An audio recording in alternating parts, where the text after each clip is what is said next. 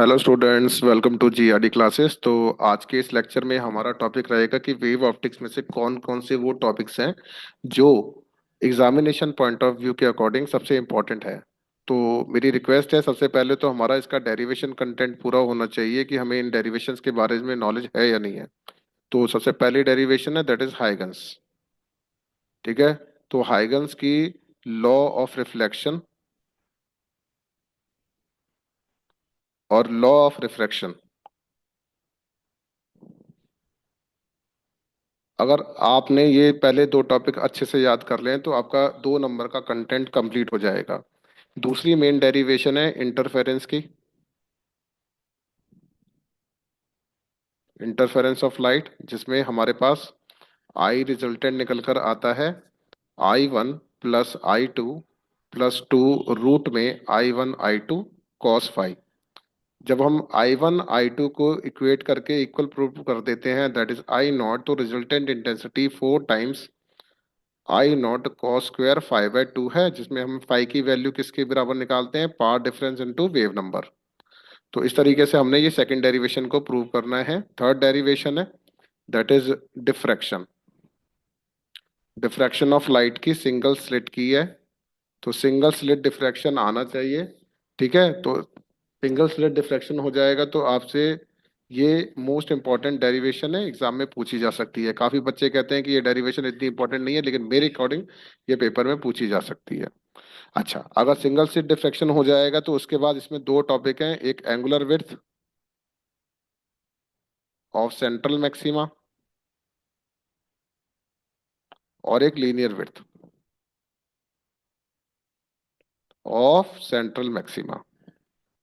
तो ये वो दो टॉपिक हैं जो आपसे पूछे जा सकते हैं, डिफाइन, और इनका प्रूफ भी आ सकता है। अब वाईडीएसई जो है, YDSE that is Young's double slit experiment, इसमें से आपका जो आएगा सिर्फ पार्ट डिफरेंस और इसके न्यूमेरिकल वाला पार्ट आता है। इसकी डेरिवेशन नहीं करनी, तो नो डेरिवेशन रिक्वायर्ड। तो रिक्वेस्ट है इसकी डेरिवेशन पे ज़्यादा टाइम वेस्ट ना करें। तो ये हमारा पहला कंटेंट होता है जो आपको डेरिवेशन, आपको मैक्सिमम 1 घंटा लगेगा या 1.5 घंटा लगेगा इसको कंप्लीट करने में। 21 फेब को एग्जाम है, तो रिक्वेस्ट है कि इतना कंटेंट आप कंप्लीट करके रखें। ठीक है। अब चलते हैं आगे कि अब इसमें और कौन कौन से मेन मेन क्वेश्चंस हैं, पहले उसके बारे में डिस्कशन कर लेते हैं। तो सबसे पहले मेन टॉपिक है, दैट इज वेव फ्रंट। तो वेव फ्रंट ड्रॉ करने आ सकता है, स्फेरिकल वेव फ्रंट कैसा बनता है, सिलेंड्रिकल वेव फ्रंट कैसा होता है, प्लेन वेव फ्रंट कैसा होता है। ठीक है। तो ये आपके आपसे पूछे जाने वाले क्वेश्चन है। इसके बाद है कोरेंट इनकोरेंट सोर्सेज क्या होते हैं। इनकोरेंट सोर्सेज और कोरेंट सोर्सेज के बारे में भी पूछा जा सकता है आपसे, कि इसका डिफरेंस निकालने आ सकता है। आपको आई होप की नजर आ रहा होगा स्क्रीन पर। तो ये लो थोड़ा सा और बड़ा कर देते हैं इसे। ठीक है ना, तो जूम करके आप, आई होप कि आपको और अच्छा क्लियर आ रहा होगा। इसमें प्रोग्रेसिव वेव है ना, तो इस तरीके से इसका यूज होता है। तो उसके बाद ये इंटेंसिटी का फॉर्मूला नजर आ रहा होगा आपको। तो ये इंटेंसिटी के फॉर्मूले से भी न्यूमेरिकल आते हैं, कि आपको let us suppose intensity basically directly proportional to amplitude का स्क्वायर है। तो I1/I2 जो होता है वो A1/A2 के स्क्वायर होल स्क्वायर के बराबर हो जाएगा। इससे भी न्यूमेरिकल पूछा जा सकता है। तो ये भी एक कंटेंट है जो एग्जामिनेशन पॉइंट ऑफ व्यू के अकॉर्डिंग इंपॉर्टेंट है। अब इसके बाद कंडीशन निकालने आ सकती है आपको, कि पार्ट डिफरेंस का क्या कंडीशन है। पार्ट डिफरेंस कैसे निकाला जा सकता है, condition for maxima and condition for minima. ठीक है। अब इसके बाद है next, that is YDSC experiment. तो YDSC की डेरिवेशन रिक्वायर्ड नहीं है, इसकी पोजीशन ऑफ nth मैक्सिमा और nth मिनिमा की पोजीशन आपको याद करनी है। इससे बेसिस पर क्वेश्चन काफी है। Fringe width that is called beta. Beta से रिलेशन में बहुत सारे क्वेश्चन है। एंगुलर विड्थ, फ्रिंज विड्थ भी पूछा जा सकता है आपसे। तो ये भी एक इंपॉर्टेंट क्वेश्चन टॉपिक है जो आपको याद रखना है। सेम इंटेंसिटी का है, मैंने पहले ही बताया था, ये 4I0 cos² 5/2 की बराबर है। ये भी इंपॉर्टेंट है। डिफ्लेक्शन ऑफ लाइट है, डिफ्लेक्शन ऑफ लाइट में भी आपसे पूछा जा सकता है condition for maxima and minima, और इसकी first order maxima, second order maxima पर भी न्यूमेरिकल बहुत सारे बने हुए हैं। जैसे लिखा हुआ है half width of angular central maxima, ये भी बता चुका हूँ मैं आपको। तो डेरिवेशन पार्ट तो आपको करके ही रखना है। अच्छा, तो ये एक टॉपिक है, that is diffraction due to single slit by a monochromatic light. तो ये इसका ग्राफ है, तो आपको इंटेंसिटी का ग्राफ याद होना चाहिए। ठीक है। तो ये है इंटेंसिटी का ग्राफ। अब आते हैं कुछ question, selected NCERT text book problems हैं। ये मैं एक बुक के थ्रू आपको बता रहा हूँ, क्योंकि मैं हर एक क्वेश्चन यहाँ पर नहीं बताऊंगा आपको। बट ये है कि आपकी स्क्रीन पर जितना भी नजर आ रहा है तो वो सारा इंपॉर्टेंट टॉपिक है। ठीक है ना। तो इस तरीके से आपसे क्वेश्चन पूछा जा सकता है। ये तो बहुत बेसिक क्वेश्चन है, वैसे इतना इजी नहीं आएगा। तो हम्म, हाँ, ये थोड़ा सा है दिखने वाला क्वेश्चन है, एक आध नंबर का। कहता है the reflective index of the glass is 1.5। ठीक है। Okay, the what is the speed of light in glass. तो स्पीड ऑफ लाइट सीधा सीधा है, वैक्यूम में दे रखा है, आप निकाल सकते हैं इस तरीके से। और if the speed of light in glass independent of the colour of light, तो if not which of the two colours red और वॉयलेट में से travel slower in the glass prism. तो आपको याद रखना है कौन सी है, वॉयलेट कलर की जो लाइट है वो स्लो ट्रेवल करेगी। ठीक है। अब आते हैं मेन क्वेश्चंस पे कि इन वाईडी एक्सपेरिमेंट में सेपरेटेड बाय इतना स्मॉल डी दे रखा है, कैपिटल डी दे रखा है, उसकी तरीके से वेवलेंथ का हम फॉर्मूला यूज करके निकाल सकते हैं। इसके बाद एक और क्वेश्चन है। ये इस तरीके के क्वेश्चन आपसे, ये बहुत ज्यादा इंपॉर्टेंट है, इतना ज्यादा कि मतलब समझ लो कि यही आ जाए तो भाई बहुत भगवान की कृपा हो जाए। तो ये आपका एमसीक्यू भी पूछा जा सकता है सेम क्वेश्चन, और 2 नंबर या 1 नंबर में पूछा जा सकता है। ठीक है ना। तो ये वाईडीएससी से रिलेटेड है, के यूनिट्स वाला, ये आपको एनसीईआरटी की बैक में भी नजर आएगा। ठीक है। तो अब वेव ऑप्टिक्स के बाद यहाँ पर नेक्स्ट ये है लैम्डा गिवन है हमें दो। ये भी बहुत इंपॉर्टेंट क्वेश्चन है। ये इसको आप अच्छी तरीके से करके जाइएगा। ठीक है ना। तो इसमें दो वेवलेंथ गिवन है 650, ये भी एनसीईआरटी बैक का ही क्वेश्चन है। तो इंटरफेरेंस पैटर्न है, वाईडीएससी का स्क्रीन 1.2 मीटर अवे है। तो हमसे क्या पूछा गया है, distance of the third bright on the screen from the central maxima. तो इस तरीके का आपका फॉर्मूला लगेगा, Y N equal to N lambda D by D, और वाई थ्री थर्ड बोल रखा है, तो थर्ड ब्राइट पॉइंट्स की आप कंडीशन निकाल सकते हैं। अब लीज डिस्टेंस निकालना है, तो N one into beta one equal to N two into beta two करके आपको फॉर्मूला बन जाएगा। जनरल रिलेशन है, सीधा दिख रहा है आपको स्क्रीन पर, रट्टा मार के जाना है, इसको 2 से 3 बार प्रैक्टिस कर लो। सेम क्वेश्चन अलग वेवलेंथ के थ्रू पूछा जा सकता है।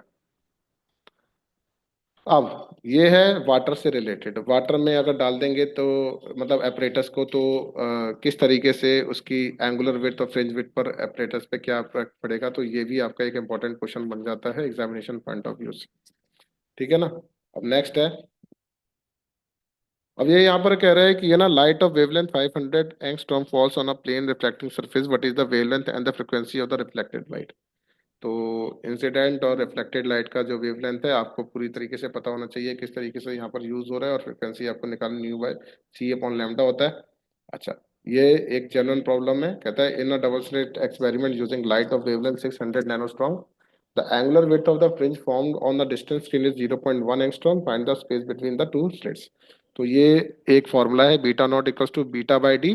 तो एंगुलर विड्थ सेपरेशन का फॉर्मूला है ये। तो ये आपको याद करना है बच्चों, बड़े ध्यान से इसको ढंग से प्रूव करना। ठीक है ना।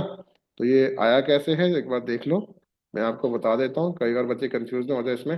तो बीटा नॉट जो है वो बीटा बाय डी है, and you know that beta होता है lambda capital D by small D, और ये कैपिटल डी नीचे है, तो which is equals to lambda by D के टर्म्स में ये पूछा गया। आई होप ये कर लोगे आप। अब इजी लग रहा होगा आपको। अब नेक्स्ट, अब है parallel beam of light 500 nanometre falls on a narrow slit and the resulting diffraction pattern is observed on the scene at 1 meter away. अच्छा, it is observed that the first minima is at a distance of 2.5 millimeter from the center of the scene. Calculate width of the slit.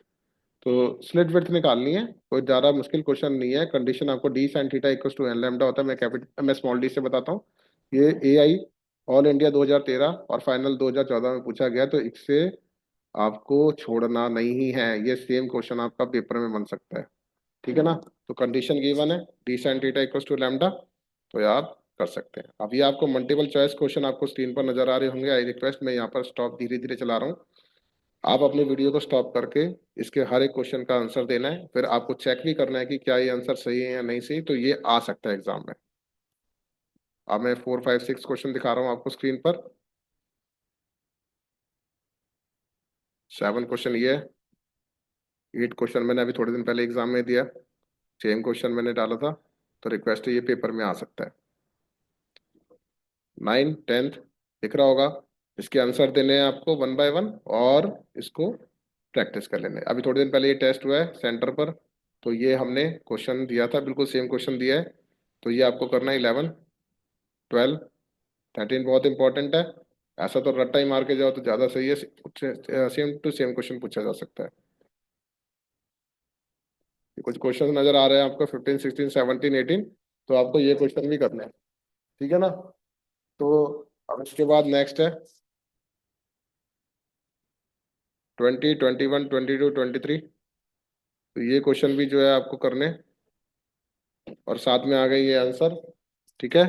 तो अगर आपके ये answer हो जाते हैं तो बहुत अच्छी बात है। आपका अगर आंसर बिल्कुल सही लिख रहा है तो इसका मतलब आपकी प्रिपरेशन बहुत अच्छी चल रही है। अब आता है very short question answer. I hope कि आपको स्क्रीन पर नजर आ रहे हैं। इस तरीके से ये बहुत सारे क्वेश्चंस हैं, आपको स्क्रीन पर नजर आ रहे होंगे। मेरी रिक्वेस्ट है एक एक क्वेश्चन को स्टॉप करके, वीडियो स्टॉप करके आप हर एक क्वेश्चन को अच्छी तरीके से सॉल्व करें। और बच्चों से रिक्वेस्ट है, बाई चांस कोई क्वेश्चन क्लियर नहीं होता तो मेरे व्हाट्सएप नंबर से आप डायरेक्ट बात करके इस क्वेश्चन को समझ सकते हैं, ठीक है। तो ये हैं बहुत सारे क्वेश्चंस आपको प्रैक्टिस के लिए दे रखे हैं। बाकी का आपके पास अगर कोई भी रेफरेंस बुक है तो उसको भी यूज करें और अपने फाइनल प्रिपेयर के लिए तैयार रहें। Thank you very much.